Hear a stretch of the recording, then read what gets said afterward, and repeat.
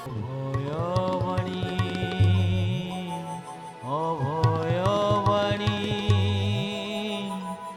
অভয়বাণী।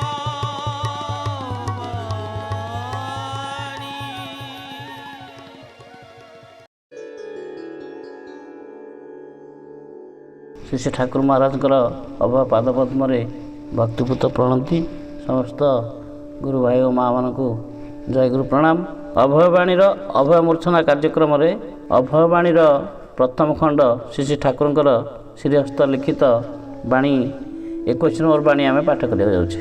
ଅମୃତର ସନ୍ତାନ ତୁମେମାନେ, ମର ଜଗତର ମୋହରେ ଚିରଦିନ ମୁଗ୍ଧ ରୁହନା। ଜାଗ, ଉଠ, ସମ୍ମୁଖକୁ ଅଗ୍ରସର ହୁଅ, ପଶ୍ଚାତେ ଦୃଷ୍ଟିପାତ କରନା। ମୋର ସନ୍ତାନକୁ ମୁଁ ଶୋକରେ ମୋହରେ ଆବିଷ୍ଟ ଦେଖିବାକୁ ଚାହେଁନା।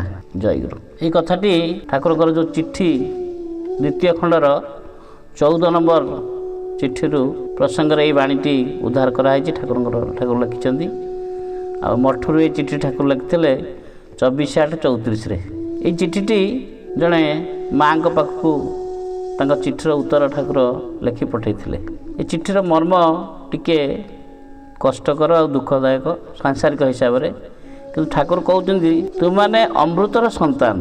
ଏଇ ଯେଉଁ ମର ଜଗତର ମୋହରେ, ମାନେ ଏଇ ଯେଉଁ ଆମେ ଏଇ ଯେଉଁ ଜଗତରେ ଅଛେ, ସଂସାରରେ ଅଛେ, ଆମେ ଜାଣିଛେ ଜୀବ ଏ ଜଗତକୁ ଆସିଛି, ଦିନେ ନା ଦିନେ ନିଶ୍ଚୟ ଯିବ। ତଥାପି କିନ୍ତୁ ଆମେ ସେହି ସମୟରେ ଯେତେବେଳେ ପରିବାରରେ କୌଣସି ଲୋକର ମୃତ୍ୟୁ ହୁଏ ବା ପରିବାରର କୌଣସି କର୍ତ୍ତାଙ୍କର ମୃତ୍ୟୁ ହୁଏ, ସେତେବେଳେ ଆମେ ନିଶ୍ଚୟ ଭାଙ୍ଗି ପଡ଼ୁ ଆଉ ଅଧୈର୍ଯ୍ୟ ହୋଇଯାଉ। ତେଣୁ ଏଇଭଳି ଏକ ପରିସ୍ଥିତି ଘଟିଛି ସେଇ ମାଆଙ୍କର। ତେଣୁ ଠାକୁରଙ୍କ ପାଖକୁ ସେ ଜଣାଇଛନ୍ତି, ତାଙ୍କର ସ୍ୱାମୀ ଚାଲି ଯାଇଛନ୍ତି। ଭାଇଙ୍କର ମାଆ ବି ମଧ୍ୟ ଦୁଃଖ ପ୍ରକାଶ କରି ଠାକୁରଙ୍କୁ ସେ ଚିଠି ମାଧ୍ୟମରେ କିଛି ଲେଖିଛନ୍ତି। ତେଣୁ ସେଇ କଥାରେ ଠାକୁର ଆଶ୍ୱାସନା ପ୍ରଦାନ କରିଛନ୍ତି। ଏ ବାଣୀଟି ହେଉଛି ଆଶ୍ୱାସନା ବାଣୀ।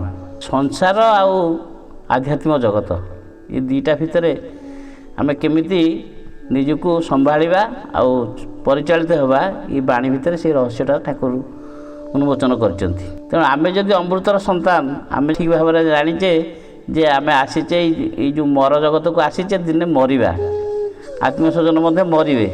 ଆମେ ଜାଣିଛେ ଯାହାର ଯେତେବେଳେ କର୍ତ୍ତବ୍ୟ ଶେଷ ହେଇଛି ସେତେବେଳେ ସେ ନିଶ୍ଚୟ ଯିବ।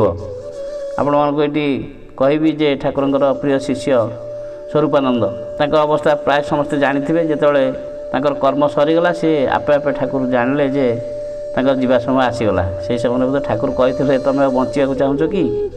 ଠାକୁରଙ୍କର ସେ ଅପାର ଶକ୍ତି ଥିଲା, ଯାହାଦ୍ୱାରା କି ସିଏ ଆଉ କିଛି କର୍ମ, ଜଣେ ଯଦି ବଞ୍ଚିବାକୁ ଚାହିଁବ ତା ଅପେକ୍ଷା କିଛି କର୍ମ ସଂଯୋଗ କରାଯିବ। କିନ୍ତୁ ସେଇଟା ପ୍ରକୃତିଦତ୍ତ ଜିନିଷ ନୁହେଁ, ତାକୁ ଠାକୁରଙ୍କୁ କଷ୍ଟ କରି ସଂଯୋଗ କରିବାକୁ ପଡ଼ିବ।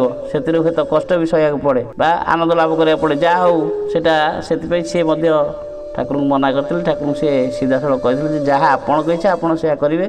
ଯଦି ବଞ୍ଚିଲେ ଆପଣଙ୍କର କର୍ମ କିଛି ଆଉ କରିପାରିବି ତାହେଲେ ମୋତେ ରଖନ୍ତୁ। ଆଉ ଏଇ ଯେଉଁ 50 ଶରୀର ଧରି, ରୋଗଗ୍ରସ୍ତ ଶରୀର ଧରି ପଡ଼ି ରହିକି ବଞ୍ଚିବା ମୋତେ ଆଉ ମୁଁ ଉଚିତ ମନେ କରୁନି, କି କିଛି ମୁଁ ଏ ବିଷୟରେ କହୁନି। ଏ ବିଷୟରେ ଆମେ ସମସ୍ତେ ଜାଣିଛେ, ଆଉ ବିଶେଷ ଏ ବିଷୟରେ ଆଲୋଚନା କରୁନି। କହିବାର କଥା ହେଉଛି ଏ ବାଣୀ ମଧ୍ୟରେ ଠାକୁର କହୁଛନ୍ତି ଯେ ଯେତେବେଳେ ଚିଠିଟି ପାଇ ଠାକୁର ଦୁଃଖ ପ୍ରକାଶ କରିଛନ୍ତି, ବୋଧେ କମ୍ ବୟସରେ ସେ ଭାଇଟି ଆମର ଚାଲି ଯାଇଛନ୍ତି। ଠାକୁର ଲେଖୁଛନ୍ତି ଯେ ଅଳ୍ପ ବୟସରେ ତାର ମହାପ୍ରସ୍ଥାନ ହୋଇଛି, ହୃଦୟ ବିଦାରକ ଘଟଣା। ଆଉ ମୋତେ ମଧ୍ୟ ଠାକୁର ସେଇଠି ମଧ୍ୟ କହିଛନ୍ତି ମାଆଙ୍କୁ ଆଶ୍ୱାସନା ଦେଇ ଯେ ମୋତେ ମଧ୍ୟ କଷ୍ଟ ଲାଗୁଛି, ଆଉ ମୁଁ ଇଚ୍ଛା କରୁଛି ଯେ ସାଙ୍ଗେ ସାଙ୍ଗେ ଯାଇକି ତୁମ ପାଖରେ ବସିକି ତୁମକୁ ଟିକେ ଆଶ୍ୱାସନା ଦିଅନ୍ତି। ଏତେ ଦୂରରେ ରହିଛି କିନ୍ତୁ ଯାଇପାରୁନି। ଆଉ ସେଇ କଥା ଠାକୁର କହୁଛନ୍ତି ଏଇ ଦାରୁଣ ଦୁଃଖ ସମୟରେ ତୁମମାନଙ୍କୁ କ'ଣ କହି ସାନ୍ତ୍ୱନା ଦେବି, ତାର ମଧ୍ୟ ଭାଷା ପାଉନାହିଁ। ପ୍ରାର୍ଥନା କରୁଛି ସେ ଗୁରୁଦେବ ତୁମମାନଙ୍କ ପ୍ରାଣରେ ଶାନ୍ତି ଓ ସାନ୍ତ୍ୱନା ଦିଅନ୍ତୁ। ମାୟା ଯବନିକା ତୁମମାନଙ୍କ ଚକ୍ଷୁ ଉପରୁ ଅପସାରିତ ହେଉ। ଶ୍ରୀ ଭଗବାନଙ୍କର ଲୀଳା ତୁମମାନଙ୍କ ସମ୍ମୁଖରେ ଉଦ୍ଘାଟିତ ହେଉ। ତେଣୁ ଆମେ ଯେତେବେଳେ ଠାକୁରଙ୍କର ଆଶ୍ରିତ ହେଇଛେ, ସାଧାରଣ ଜୀବ ଏକଥା କେବେ ଭାବିବନି। ଠାକୁର ଯେଉଁ କଥା ଆମକୁ କହୁଛନ୍ତି ଯେ ତୁମର ମାୟା ଯବନିକା ତୁମ ଭିତରୁ ଚାଲିଯାଉ, ଯେ ଏଇ ଯେଉଁ ନୈଶ୍ୱର ଦେହ ବିଷୟରେ ଆମେ ଚିନ୍ତା କରୁଛେ ସେଇଟା ଯାଉ। କିନ୍ତୁ ସେଇ କଥା ବି ଠାକୁର କହୁଛନ୍ତି ଏଥିରେ ଯେ ଏଇଟା ଏତେ ସହଜ କଥା ନୁହଁ, କଷ୍ଟକର, କିନ୍ତୁ ଆମକୁ ଧୀରେ ଧୀରେ ତାକୁ ସହଜ କରିବାକୁ ହେବ। ଯେଉଁଟାକି ଆମେ ସେଥିପାଇଁ ପ୍ରସ୍ତୁତ ହେବା ଦରକାର। ସବୁ ଭାଇ ଓ ମାଆମାନଙ୍କ ପାଇଁ ଏଇଟା ଏକ ଉପଦେଶ ଠାକୁରଙ୍କର ବା ଆଦେଶ। କୌଣସି ଯଦି ଦୁଃଖ ଆସେ ବା ଏଇଭଳି କୌଣସି ଅବସ୍ଥା ଆସି ପରିବାର ଭିତରେ ପହଞ୍ଚେ ସେଥିରେ ଆଉ ଅଧୈର୍ଯ୍ୟ ନ ହୋଇ ସେଇ ଠାକୁରଙ୍କୁ ଆଶ୍ରିତ କରି ଠାକୁରଙ୍କ ନାମ ନେଇ ଆମକୁ ଚାଲିବାକୁ ହେବ। ମାଆଙ୍କୁ କହୁଛନ୍ତି ଯେ ମୋର ମଧ୍ୟ ତୁମମାନେ ମୋର ସ୍ନେହର ପାତ୍ର ପାତ୍ରୀ ଥିଲ, ଆଉ ଜୀବିତ ଅବସ୍ଥାରେ ମୁଁ ତୁମମାନଙ୍କୁ ବହୁତ ଭଲ ପାଏ, ଏବେ ବି ତୁମମାନଙ୍କୁ ଭଲ ପାଉଛି। ଆଉ ସିଏ ଯିଏ ଚାଲି ଯାଇଛନ୍ତି ତାଙ୍କ ପାଇଁ ଆଉ ଶୋଚନା କର ନାହିଁ, ସେ ଯେଉଁଠି ଅଛନ୍ତି ଭଲରେ ଅଛନ୍ତି। ସେ କଥା ଠାକୁର କହୁଛନ୍ତି ମୁଁ ତାଙ୍କୁ ଦେଖୁଛି, ସେ ଭଲରେ ଅଛି, ମୋ ପାଖରେ ଅଛି, ତୁମେ ତା ପାଇଁ ଏତେ ଚିନ୍ତା କରନି। ତୁମମାନେ ନିଜକୁ ଟିକେ ସାନ୍ତ୍ୱନା ଦିଅ ଆଉ ସେଇଭଳି ରହିବାକୁ ଚେଷ୍ଟା କର। ଏହି ପ୍ରସଙ୍ଗରେ ଠାକୁର କହୁଛନ୍ତି ଯେ ପିତାମାତାଙ୍କର ସ୍ନେହ ଆଦରରେ ନାରୀ ଜୀବନର ସାର୍ଥକତା ହୁଏ ନାହିଁ। ସ୍ୱାମୀର ପ୍ରେମ, ସ୍ୱାମୀକୁ ଦେବତା ଜ୍ଞାନରେ ଆତ୍ମନିବେଦନ କରି ତାଙ୍କ ସେବା ହିଁ ହିନ୍ଦୁ ରମଣୀର ଏକମାତ୍ର କାର୍ଯ୍ୟ। ଯେ ଆଜୀବନ ଏଇଠି କହି ରଖୁଛି ଯେ ଏଇ କଥାଟା ସେ ଯେଉଁ ଭାଇ ଯିଏ ଚାଲିଗଲେ ସିଏ ଟିକେ ଯଦି ବା ଠାକୁରଙ୍କୁ ବିଶ୍ୱାସ କରନ୍ତି ତଥାପି ତାଙ୍କ ଭିତରେ ଟିକେ ସ୍ତ୍ରୀ ଆଉ ପରିବାର ପ୍ରତି ସ୍ତ୍ରୀକି ଟିକେ ନିର୍ଯାତନା ଦିଅନ୍ତି ବୋଲି ଏଥିରୁ ମୁଁ ଅନୁମାନ କରେ ଚିଠି ମାଧ୍ୟମରେ। ଠାକୁର ସେ କଥା କହୁଛନ୍ତି ଆଜୀବନ ଏ ପ୍ରକାର ସ୍ୱାମୀ ପ୍ରେମରୁ ବଞ୍ଚିତା, ତଦୁପରି ନାନା ପ୍ରକାର ନିର୍ଯାତନା। ତଥାପି ସ୍ୱାମୀ ଯଦି ଧାର୍ମିକ ଓ ଚରିତ୍ରବାନ ହେଇଥାନ୍ତା ତା'ର ଧ୍ୟାନ ଧାରଣାରେ ମଧ୍ୟ ଗୌରବ ଅନୁଭବ କରି ପାରିଥାନ୍ତା। କିନ୍ତୁ ସେଇ ଚରିତ୍ରହୀନ ପଶୁତୁଲ୍ୟ ସ୍ୱାମୀକୁ ଜୋର କରି ଦେବତା ଆସନ ଦେବା କ'ଣ ସହଜ କଥା? ବାସ୍ତବ ଜଗତରେ ଏହା ଅସମ୍ଭବ। ଠାକୁର ବି ଏଇଟା ସ୍ୱୀକାର କରୁଛନ୍ତି ଯେ ପତି ପତ୍ନୀ ମଧ୍ୟରେ ଯଦି କିଛି ବିଭ୍ରାଟ ରହେ ବା ପତି ଯଦି ସେଇଭଳି ମାନେ ଅସାମାଜିକ ଯେଉଁ ଚରିତ୍ର ସେଇଭଳି ଯଦି ଆଦର୍ଶରେ ସେ ଥାଏ, ତାହେଲେ ମା' ଜଣେ ଯିଏ ଠାକୁରଙ୍କ ଆଶ୍ରିତ ହେଇକି ଯଦି ଆମ ଠାକୁର କହିଲେ ସ୍ୱାମୀ ସ୍ତ୍ରୀ ଲୋକର ଗୁରୁ, ଏ ଯେଉଁ କଥାଟା ଠାକୁର କହିଛନ୍ତି ସେଇ ଜାଗାରେ ଠାକୁର କହୁଛନ୍ତି ଏଇଟା ଆମକୁ କରିବାକୁ ପଡ଼ିବ କିନ୍ତୁ ବହୁତ କଷ୍ଟକର। ଯେଉଁ ଠାକୁର କହୁଛନ୍ତି ସେଇ ଠାକୁରଙ୍କ ଲେଖା ଗୁଡ଼ାକ ବହୁତ ହୃଦୟସ୍ପର୍ଶୀ ହୁଏ। ଠାକୁର କହୁଛନ୍ତି ଆଜୀବନ ହୃଦୟରେ ଶତ ବୃଶ୍ଚିକ ଦଂଶନ ଯାତନା ସହ୍ୟ କରି ତା'ର ବଞ୍ଚି ରହିବାର କ'ଣ ବାଞ୍ଛନୀୟ? ତେଣୁ ସେ ଯେଉଁ ମରିଗଲେ ମାଆଙ୍କୁ ସାନ୍ତ୍ୱନା ଦେଇ ଠାକୁର କହୁଛନ୍ତି ଯେ ତମକୁ ସେ ବିଛା ଭଳିଆ ସବୁବେଳେ ଦଂଶନ କରୁଥିଲା, ତେଣୁ ତା'ର ପ୍ରାରବ୍ଧ କ'ଣ ଅଛି ସେ ତ ଜାଣିନଥିଲା ନା। ତେଣୁ ହଠାତ୍ ତା'ର ମୃତ୍ୟୁ ହେଲା, ସେଥିପାଇଁ ଆଉ ତୁମେ ଏତେ ଶୋଚନା କରନି। ତେଣୁ ସେଇଥିପାଇଁ ସେ ବୋଧହୁଏ ଏ ଜଗତରୁ ବିଦାୟ ନେଇଛି। ତେଣୁ ସେ କଥା କହୁଛନ୍ତି ଭଗବାନ ଦୟାମୟ, ଦୟାକରି ଏଇ ଯନ୍ତ୍ରଣା ହସ୍ତରୁ ତାକୁ ଉଦ୍ଧାର କରି ତାଙ୍କର ଅମୃତମୟ କ୍ରୋଡ଼କୁ ଡାକି ନେଇଛନ୍ତି। ସେ ନୂତନ ଜଗତରେ ନୂତନ ଦେହରେ ଜଗତ ସ୍ୱାମୀଙ୍କ ଉଦ୍ଦେଶ୍ୟରେ ନୂତନ ଆନନ୍ଦରେ ଛୁଟିଅଛି। ତୁମାନଙ୍କର ନୟନ ଜଳରେ ତା'ର ଗନ୍ତବ୍ୟ ପଥ୍ୟ ପିଚ୍ଛିଳ କରିଦିଅ ନାହିଁ। ତା'ର ମଙ୍ଗଳ ପାଇଁ ମଙ୍ଗଳମୟଙ୍କ ନିକଟରେ ପ୍ରାଣ ଢାଳି ପ୍ରାର୍ଥନା କର। ତେଣୁ ଯିଏ ଚାଲି ଯାଇଛନ୍ତି ସେଥିପାଇଁ ତାଙ୍କ ଉଦ୍ଦେଶ୍ୟରେ ଠାକୁର ଲେଖିଛନ୍ତି ଚିଠିରେ ଯେ ତୁମେ ଆଉ ତାକୁ ତା'ର ଯେଉଁ ଗତି ହେଉଛି ସୁଗତି ହେଉଛି ସେଥିରେ ତୁମେ ତାକୁ ଆକର୍ଷଣ କରେ ନାହିଁ। ମନେ ପଡ଼େ ଯେ ଏଇସବୁ ବିଷୟ ଆମେ ପ୍ରକୃତ କଥା ଠାକୁର ସେ ଯେଉଁ ପରପାରିର କଥାରେ ସେଇ କଥା ଗୁଡ଼ାକ ବର୍ଣ୍ଣନା ହେଇଛି ଯେ ଆମେ ଯଦି ସେତେବେଳେ ଶୋକାଭୂତ ହେବା ବା ତାଙ୍କ ବିଷୟରେ ବିଶେଷ ଚିନ୍ତା କରିବା ସଦ୍ଗତି ହେବାକୁ ଟିକେ କଷ୍ଟକର ହେବ। ସେଥିପାଇଁ ଠାକୁର କହୁଛନ୍ତି ତୁମେ ସେ କାନ୍ଦିକିରି ତାକୁ ତା ସଦ୍ଗତିରେ ବାଧା ନ କରି ତୁମେ ସବୁବେଳେ ତାଙ୍କର ମଙ୍ଗଳ ପାଇଁ ଠାକୁରଙ୍କୁ ଜଣାଅ, ପ୍ରଭୁ ତା'ର ଯେମିତି ମଙ୍ଗଳ ହେଉ, ସେ ଯେମିତି ଆପଣଙ୍କର ସାନ୍ନିଧ୍ୟ ପ୍ରାପ୍ତ ହେଉ। ଆଉ ମଧ୍ୟ ଠାକୁର କହୁଛନ୍ତି ଯେ ସର୍ବଦା ଭଗବତ ପ୍ରସଙ୍ଗରେ ତାକୁ ଭୁଲାଇ ରଖ। ମାନେ ଏଇ କଥାଟା କହୁଛନ୍ତି କାହାକୁ ନା ସେ ତାଙ୍କର ବୋହୂକୁ କହୁଛନ୍ତି ଠାକୁର ଯେ ଯେଉଁ ମା' ଯାହାର ପୁଅଟା ଚାଲିଯାଇଛି ସେ କିଭଳି ଅସ୍ତବ୍ୟସ୍ତ ହେଉଥିବ। ତେଣୁ ତୁମେ ଯଦି ଅଧୈର୍ଯ୍ୟ ହେବ ବୁଢ଼ୀ ଲୋକ ତାକୁ କିଏ ବୁଝେଇବ? ଆଉ ଠାକୁର ଆସିଥିଲେ ତା ପୂର୍ବରୁ ଥରେ ସେଇ ଘରକୁ ଆସିଥିଲେ, ଠାକୁର ସେଠି କହିଥିଲେ ତାଙ୍କ ମା' ସେଠି ଅନୁରୋଧ କରିଥିଲେ ଯେ ତୁମେ ମୋ ପୁଅକୁ ରକ୍ଷା କର, ତାକୁ ବଞ୍ଚାଇବା ପାଇଁ ଚେଷ୍ଟା କରିବା ପାଇଁ ବୋଧେ ମୁଁ ଭାବୁଛି ଅନୁରୋଧ କରିଛନ୍ତି। ଠାକୁର ତ ସେଥିପାଇଁ ସିଧାସଳଖ ଚିଠି ଗୁଡ଼ାକରେ ସିଧାସଳଖ ନାଁ ଦେଇନାହାନ୍ତି ଅମୁକ ଲୋକ କି ଅମୁକ ଜାଗା ସେଇଟା ଲେଖା ହେଇନି, କାରଣ ଏଇଟା ସାର୍ବଜନୀନ ଗୋଟିଏ କଥା ଠାକୁର କହିଛନ୍ତି ଯାହାକି ସମସ୍ତଙ୍କ ପାଇଁ ପ୍ରଯୁଜ୍ୟ।